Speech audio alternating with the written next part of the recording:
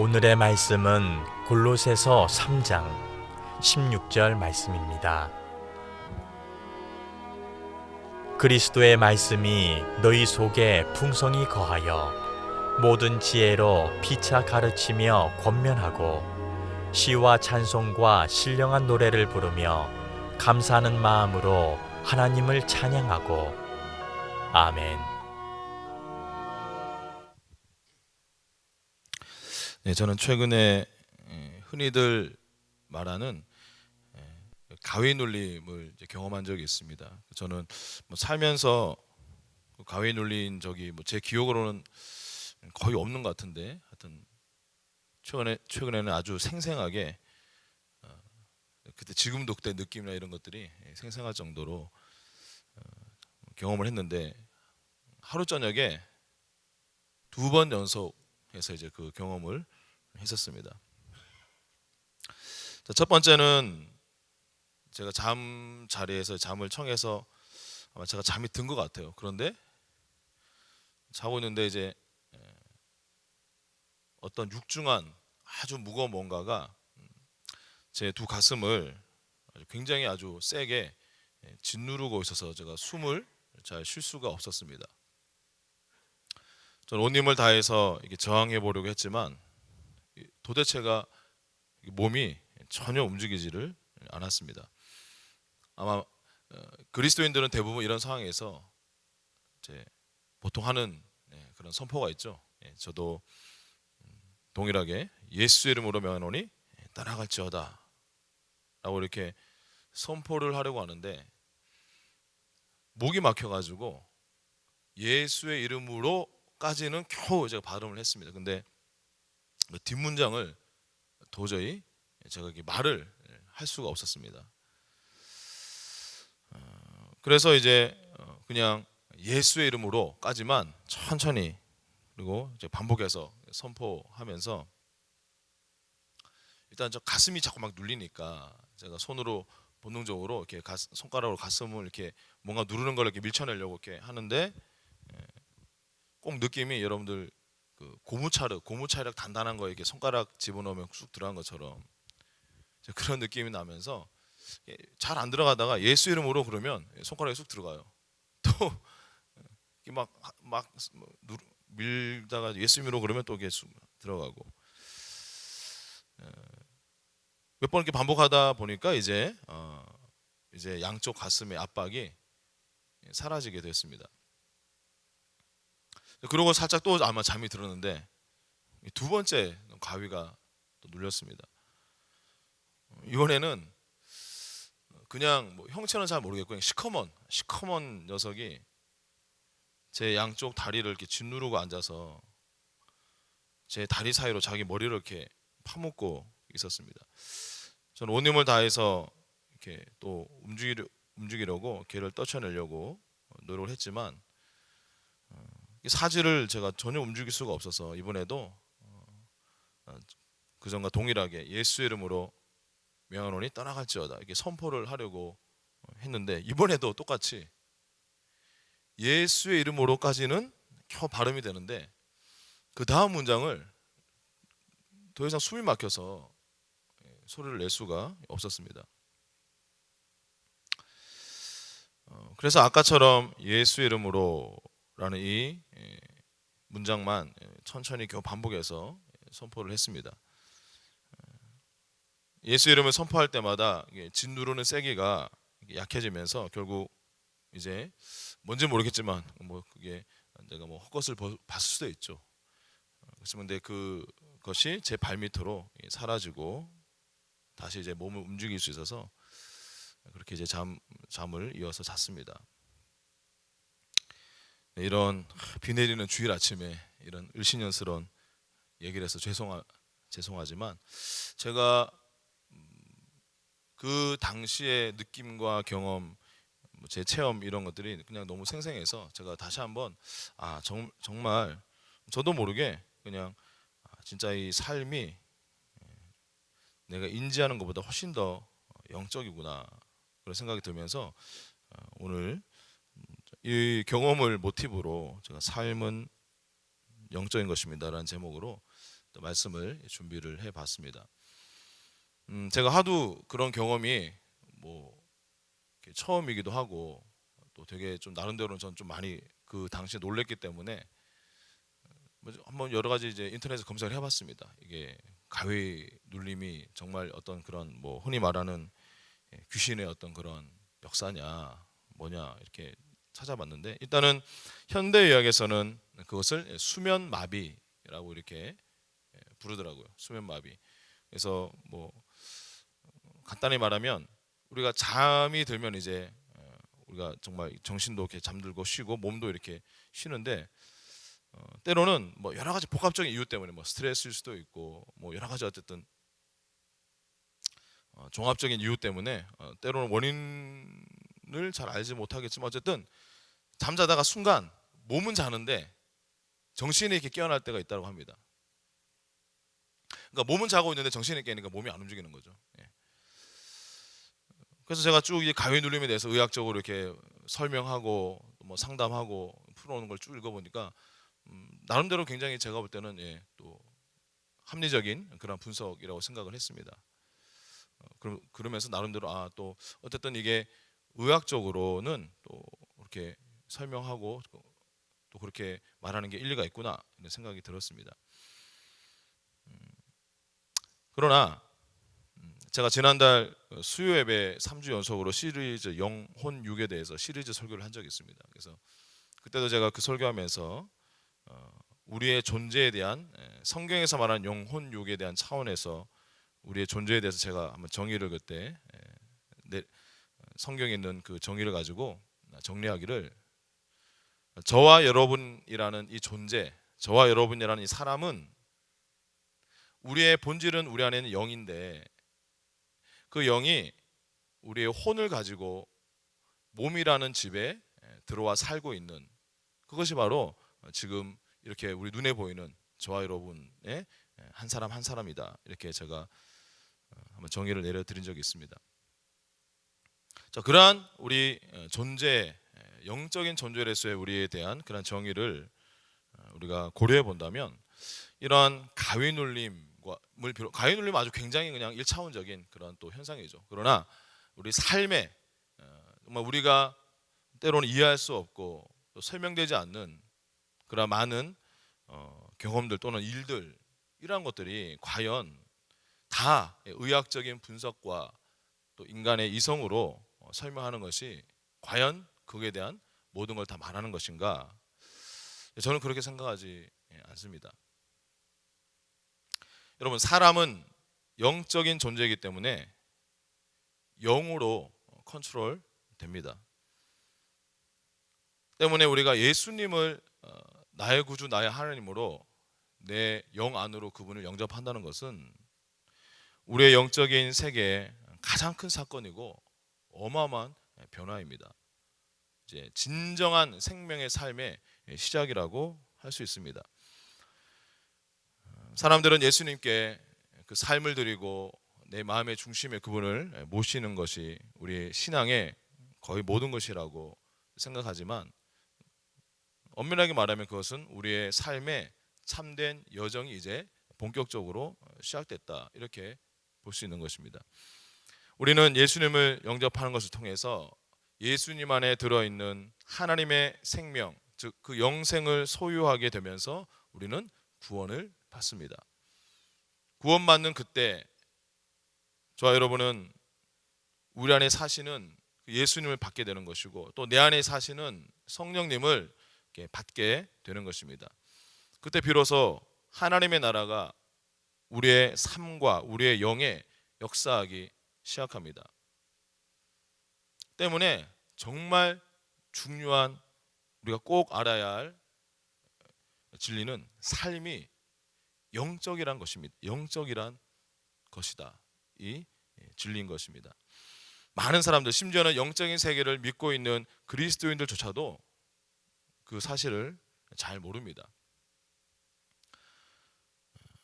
그래서 우리는 모른 채 많은 우리 모든 인간의 삶은 우리가 잘 모르고 있는 그 영적인 영역에 그 부분에서 우리가 컨트롤 되기 때문에 우리는 그 부분을 어떠한 영역보다 분명히 알 필요가 있습니다. 오늘날보다 뭐 과학적인 지식이나 상식이나 뭐 이성이나 이런 것들이 거의 존재하지 않았던 그 옛날 뭐 구약 시대, 아주 수천 년 전에, 그때는 그냥 영적인 분위기가 일상이고 그것이 오히려 상식이었던 그 시대를 우리가 한번 상상해 본다면, 우리가 지금 구약에 있는 수천 년 전에 그 기록들을 읽으면 우리는 그 당시에 그 사람들의 분위기에 대해서 온전하게 공감을 할 수 없겠죠. 우리가 지금 살고 있는 시대는 그때와 너무나 다르기 때문에. 그러나 그 당시는 우리가 알고 있는 수많은 이런 법칙들, 그리고 상식들, 이런 이론들 아예 존재하지 않았던, 거기는 말 그대로 하나님, 그들이 섬기는 신, 그리고 또 그들의 경험, 이런 것들이 아마 대부분이었을 것입니다. 자, 그 구약 시대의 가장 대표적인, 참 과학적으로 우리가 이해되지 않는 많은 사건들이 나오죠. 뭐 대표적인 것이 뭡니까? 이집트를 탈출한 300만 명 가까운 사람들이 홍해를 건넌 것입니다. 자, 그 출애굽할 때의 장면을 시편 105편 37절에서 이렇게 기록하고 있습니다. 마침내 그들을 인도하여 은금을 가지고 나오게 하시니 그의 지파 중에 비틀거리는 자가 하나도 없었도다. 여러분, 이스라엘 백성들이 이집트를 탈출할 때 이집트 사람들이 제발 내가 이거 가죽은 돈 다 줄 테니까 빨리 여기 떠나라고 하는 덕분에 어마어마한 재물을 가지고 이집트를 탈출을 했습니다. 더 놀라운 것은 그 수백만 명 중에 단 한 명도 비틀거리는 자, 쉽게 말해서 뭡니까? 병들거나 약해서 낙오된 자가 단 한 명도 없었다. 심지어 노인 중에서도 그런 사람이 없었다. 이렇게 성경은 기록하고 있습니다.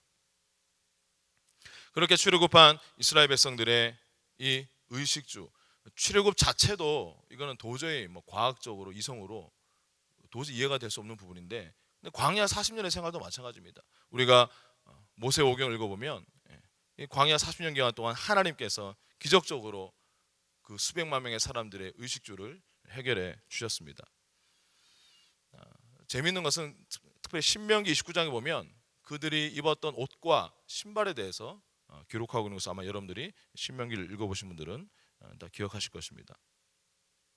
전혀 헤어지지 않았다. 40년 동안 입었던 옷과 신발이 전혀 상하지 않았다. 우리가 그 성경의 기록을 바탕으로 우리가 한번 그 당시를 정말 한번 이렇게 떠올려 본다면, 제가 한 가정의 가장이니까 한번 제가 한번 그 당시의 가장이라고 생각해 보면, 제가 이집트 탈출할 때 우리 가족들 짐 다 싸가지고, 짐뿐만 아니라 은과 금 그 무거운 거를 메고 탈출을 하는데, 그 당시 우리 아들이 5살이라고 제가 지금은 우리 아들이 초등학교 6학년인데 5살짜리 아들을 내가 데리고 우리 아내와 함께 탈출합니다. 자, 광야에서 40년을 그 이스라엘 백성들이 방황을 했기 때문에, 예를 들어서 5살 때 출애굽했던 우리 아들은 광야에서 중간에 죽지 않는다면 20대, 30대, 나중에는 이제 뭐 중년까지 이제 됐을 텐데, 어쨌든 그 아들이 입고 있던 옷, 특별히 신발이 5살 때 신었던 그 신발과 20세, 30세 장성한 어른에 대해서 신었던 신발이 같은 신발이었는데, 그러면 그 신발이 우리 아들과 함께 성장하고 자랐다는 이야기인데, 여러분, 이렇게 성경에서 기록하고 있는 출애굽에 대한 내용들은 지금 우리가 당연시 여기는 자연의 법칙들과는 상관없는 그런 일이 너무나 많이 있습니다. 자, 그러면 그들 어떤 법칙에 의해서 홍해를 건넜고 또 40년 광야 생활을 했을까요? 자연의 법칙이 뭔가 다른 법칙이 있다는 것을 우리가 알 수 있겠죠. 어떤 신학자들은 말합니다.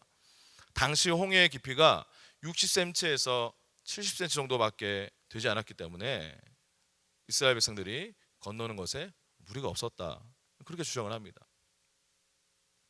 뭐 일단은 그런 학자들은 그런 어떤 근거로 그렇게 주장을 할 수 있겠지만, 그렇지만 자, 그것을 뭐 우선 액면 그대로 인정한다고 할지라도, 자, 그렇다면 이스라엘 백성들을 추격해 오던 이집트의 그 어마어마한 전차와 말들과 군인들이 제 허벅지까지도 오지 않는 그 정도의 바닷물에 다 익사했다라는 게 더 이해가 안 되죠.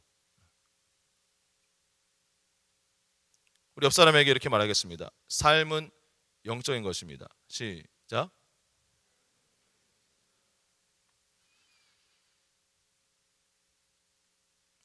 영적인 세계에 대한 가장 완전하고 깊이 있는 계시를 가지고 있었던 바울이 로마서 1장 11절에서 이렇게 말씀하고 있습니다.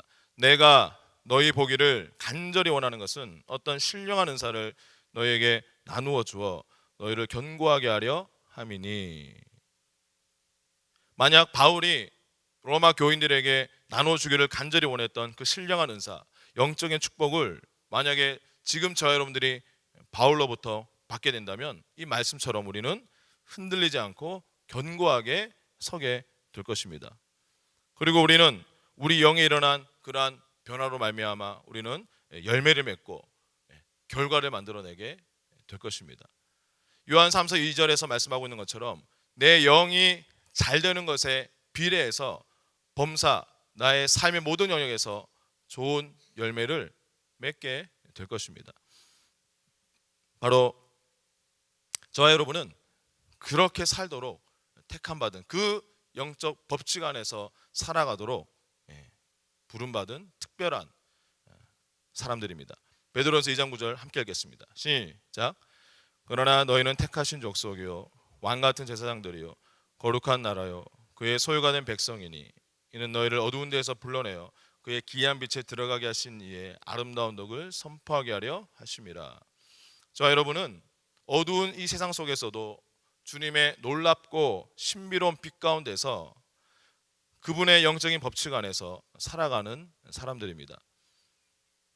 코로나 시대를 보내면서 우리는 경제적인 어둠 그리고 영적인 어둠의 터널을 지나고 있습니다.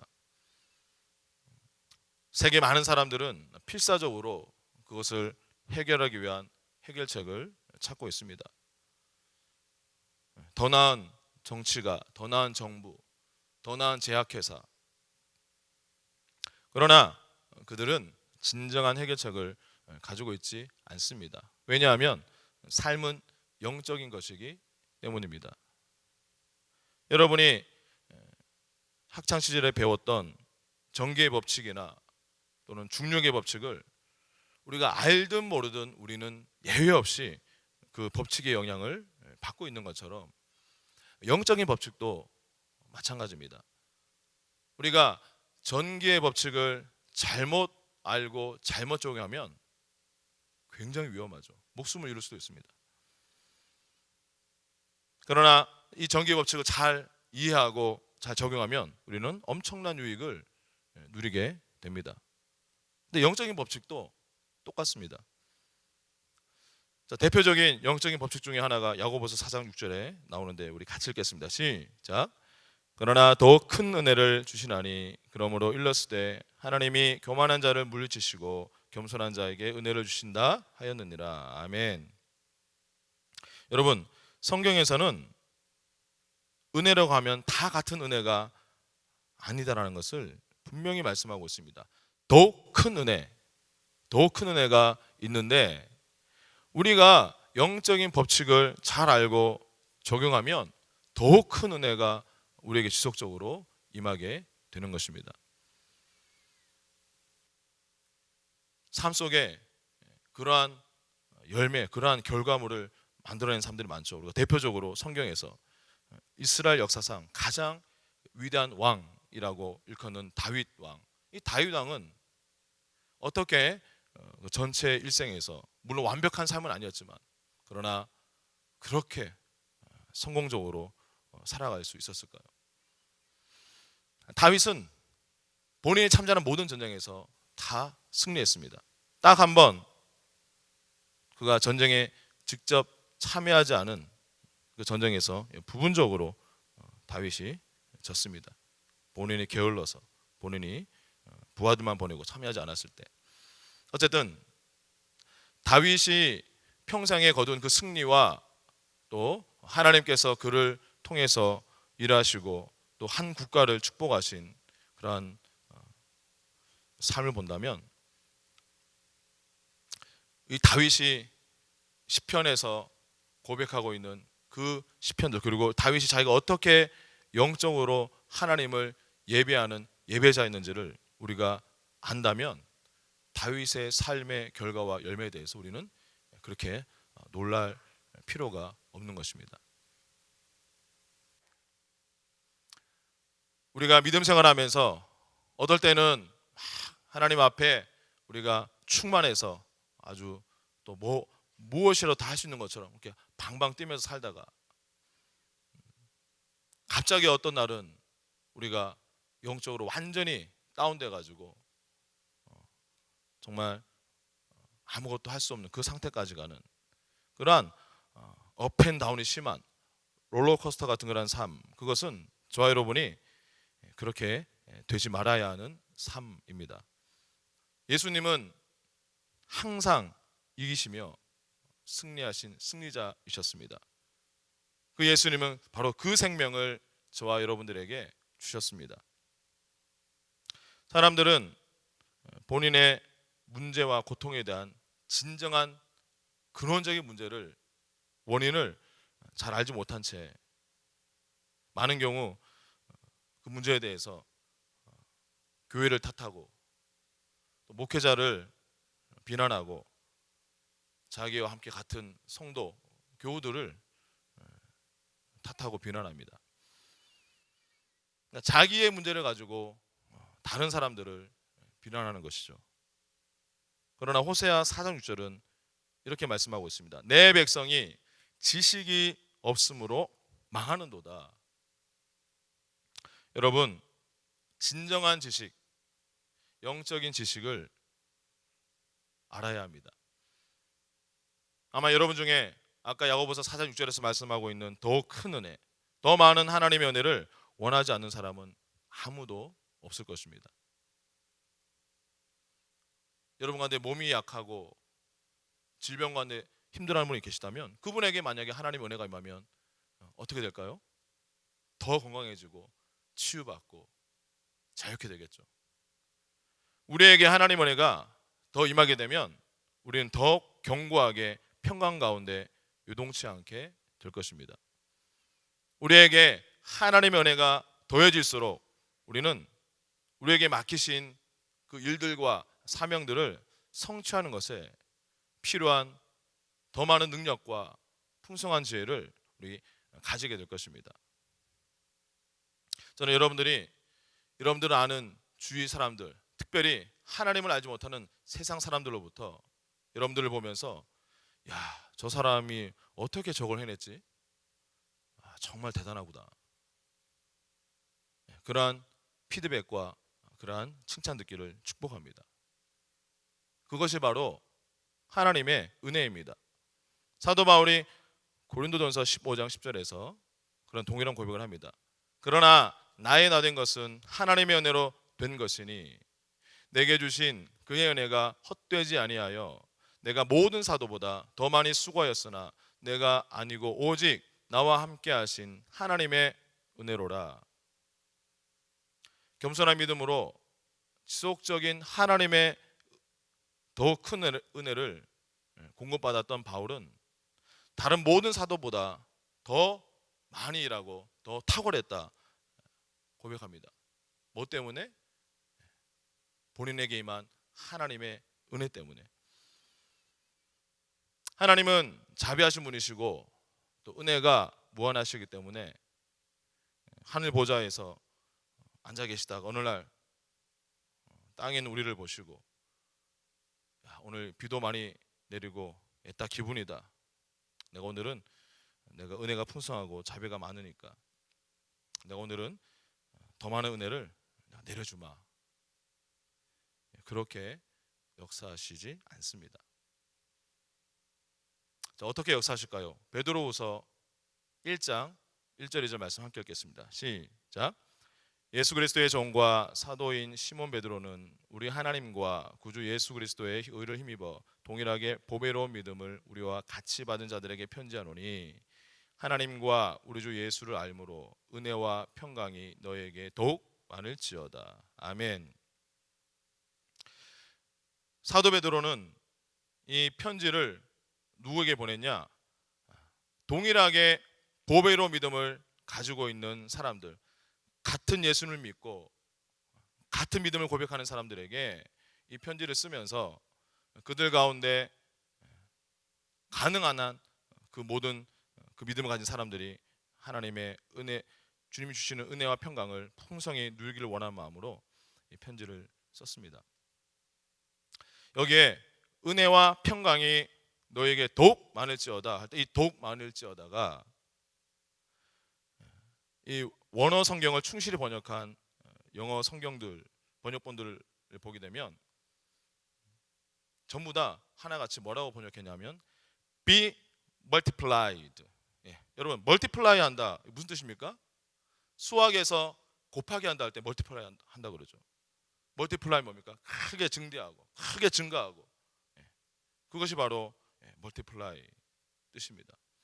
하나님의 은혜와 평강이 그냥 꾸준하게 조금씩 더해지는 정도가 아니라 수학에서 말하는 그냥 더하기 플러스가 아니라 곱해지고 크게 증가한다는 말인데 언제 그러한 역사가 일어난다고 말씀하고 있습니까? 언제요? 하나님과 우리 주 예수를 알므로. 자, 여기서 알므로라는 말이 헬라어로 보니까 에피그노시스입니다. 이 에피그노시스의 이 지식은 어떤 지식이냐면 영적인 진리에 대한 온전한 통찰과 인식, 경험적인 지식, 관계적인 지식을 의미합니다.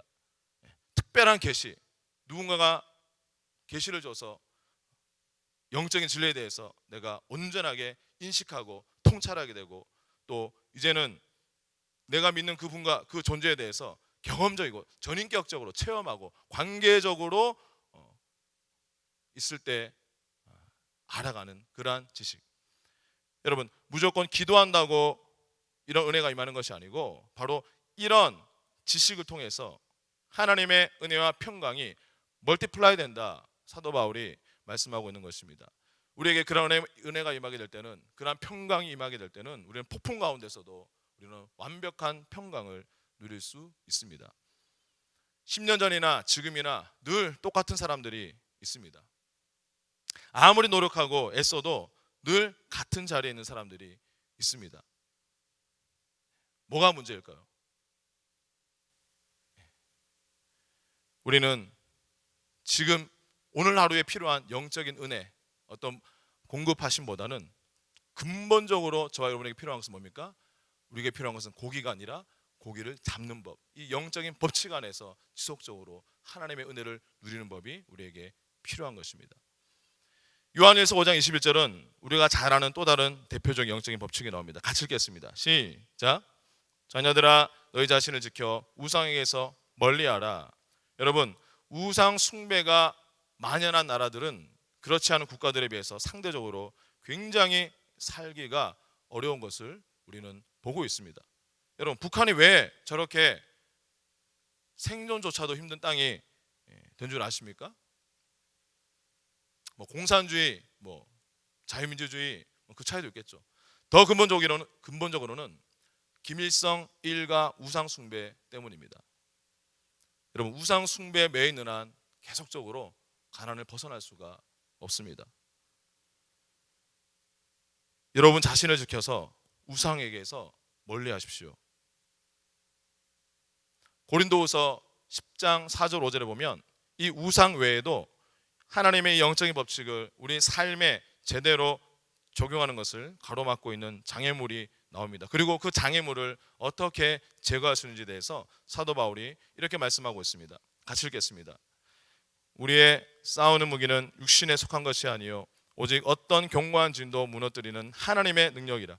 모든 이론을 무너뜨리며 하나님 아는 것을 대적하여 높아진 것을 다 무너뜨리고 모든 생각을 사로잡아 그리스도에게 복종하게 하니. 아멘. 자, 4절에 등장하는 경관진이 바로 그 장애물입니다. 이 경관진은 그냥 단순한 정신적인 어떤 장벽이나 장애물이 아니라 사람들이 살아오면서 자기도 모르게 습득되고 받아들여온 자신을 위한 하나님의 비전과 사명을 향해 가지 못하도록 방해하는 사람들의 그 머릿속에 자리 잡고 있는 생각들과 이론들, 그것이 바로 경관진이라고 말씀하고 있습니다. 그러한 생각들은 마귀의 세력들에 의해서 그들의 마음속에 자기도 모르게 심어지고 점점점 세워져 있던 것입니다. 그래서 우리가 성경에서 11조를 통한 하나님의 약속과 하나님의 축복을 이렇게 우리가 다 알고 있죠. 다 듣죠. 자, 그럼에도 불구하고 그렇게 우리가 11조를 하지 않는 경우가 많습니다. 왜 그럴까요? 내 안에 있는 경관진이 그렇게 안 되는 것입니다. 우리 안에 그러한 경관진들은 4절 말씀처럼 오직 하나님의 능력에 의해서만, 그리고 하나님의 말씀으로만 무너뜨릴 수 있습니다. 한글 킹제임스 성경에 보면 5절 이렇게 기록하고 있습니다. 여러 가지 구상과 하나님을 아는 지식을 거역하여 스스로 축혀 세운 모든 높은 것들을 무너뜨리며 모든 생각을 사로잡아서 그리스도께 복종케 하니. 여러 가지 구상, 뭡니까? 여러 가지 상상, 쓸모없고 부정적이고 악한 상상들을 무너뜨리고 집어던지라고 말씀하고 있습니다. 여러분, 왜 자꾸 이혼하는 것을 상상하십니까? 왜 누군가가 나에게 대해서 험담하고 있다고 상상하십니까? 왜 부정적이고 악한 생각에 그대로 사로잡혀 머물러 있습니까? 몇 개월 전에 외신 보도 보니까 자기 아버지 어머니를 총으로 쏴 죽인 범인이 잡혔는데, 이 범인은 그 범행을 저지르기 전까지 계속적으로 잔인하고 나쁜 영화들에 심취해 있었다. 그렇게 분석을 하고 있는 기사를 본 적이 있습니다. 여러분, 우리의 진정한 무기는 우리의 그러한 상상을 집어던지는 하나님의 능력에 있습니다. 사도 바울은 그 하나님의 능력이 우리의 모든 생각을 사로잡아서 그리스도에게 복종하게 한다, 이렇게 선포하고 있는 것입니다. 그런데 여기서 그리스도에게 복종한다라는 것을 원문을 충실히 번역한 영어 성경에 보니까 그리스도에게 복종한다라고 보다 좀 더 구체적으로 기록하고 있습니다. 뭡니까? To the obedience of Christ. 예수님의, 그리스도의 순종에 여러분들의 생각을 복종시켜라, 이렇게 말씀하고 있습니다. 여러분, 왜 우리가 물론 예수님을 묵상하는 건 좋죠. 근데 더 구체적으로 왜 예수님의 순종에 우리가 집중하고 주목해야 할까요? 왜 그러냐면 우리가 예수님의 순종 대신에 내 순종, 우리의 순종, 나의 순종을 묵상하고 거기에 집중하는 순간 나도 모르게 마귀가 우리 마음에 침투할 수가 있습니다. 이 사단의 전략은 우리의 순종의 정도, 여러분, 저와 여러분이 100% 하나님 앞에 순종할 수 있습니까? 못하죠. 우리의 불완전한 순종과 그 부족함에 대해서 계속 우리에게 마귀는 주목하게 합니다. 그래서 그 생각을 가지고 하나님 앞에 우리의 포지션을 결정하게 만듭니다. 내가 하나님 앞에 오늘도 실패하고 또 하나님 앞에 헌신하고 약속했는데 오늘도 내가 넘어지고 범죄했다. 그럼 여러분들은 그걸 기반으로 하나님 저기 계시면 나는 저기 구석에, 나는 거기에 있어야겠구나, 그렇게 우리가 위치를 결정하게 만드는데, 자, 여러분 한번 합리적으로 생각해 보시기 바랍니다. 죄인으로서 우리가 하나님 앞에 그 다리가 끊어지고 죄인으로서 우리가 처음 있었던 그 자리는 어떻게 우리가 거기에 있게 됐습니까? 누구 때문입니까? 아담 때문이죠. 우리가 한 일이 아니라 아담이 범죄함으로 저와 여러분은 태어난 그 순간 마귀의 자녀, 하나님과 생명에서 떨어져 있는 단절된 그 자리에 있었습니다. 마찬가지로 그러면 그리스도 안에서 저와 여러분이 어떻게 하나님 앞에 두려움 없이 항상 하나님의 의로우신 하나님 앞에 우리가 의인으로서 그 자리 가운데 하나님과 함께 그 안에 설 수 있었을까요? 우리가 잘했습니까? 아니죠. 둘째 아담, 성경에서 말하는 마지막 아담이라고 하는 예수님 때문에, 그분의 순종 때문에 우리가 그 자리에 있게 된 것입니다. 그래서 우리가 바로 우리의 불완전한 순종이 아니라 예수님의 완전한 순종 덕분에 우리는 하나님 앞에 영원히 완전한 의인으로 담대하게 설 수 있게 된 이 사실, 이것은 그리스도의 순종을 묵상하면 우리가 그렇게 나아갈 수 있는 것입니다. 바로 예수 그리스도의 십자가의 순종, 그분의 십자가 복음에 여러분의 모든 상상과 영혼의 생각을 집중하시기 바랍니다. 그럴 때 우리 안에 악하고 음란한 세대로부터 받았던 상상들과 생각들이 무너지게 될 것입니다. 말씀을 정리합니다. 삶은 영적인 것입니다.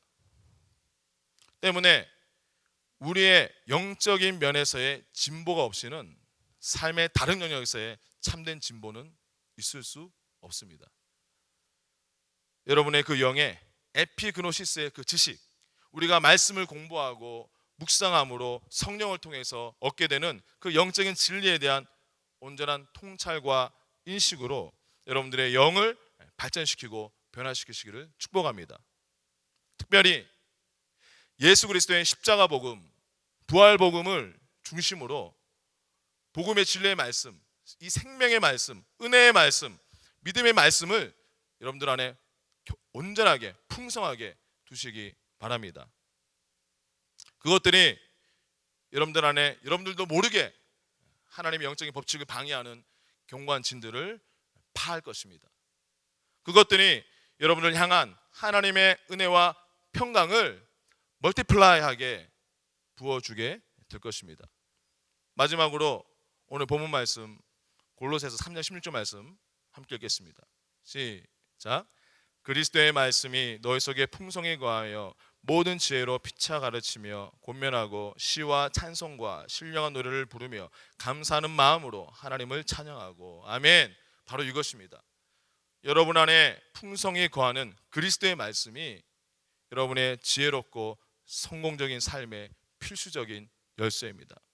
여러분의 영혼에 그 말씀과 찬송과 영적인 노래들과 영적인 기도, 그리고 감사하는 마음으로 넘치게 채움으로 여러분 모두가 영광스럽고 탁월한 삶의 경로를 따라 걸어가시기를 주의 이름으로 축원드립니다.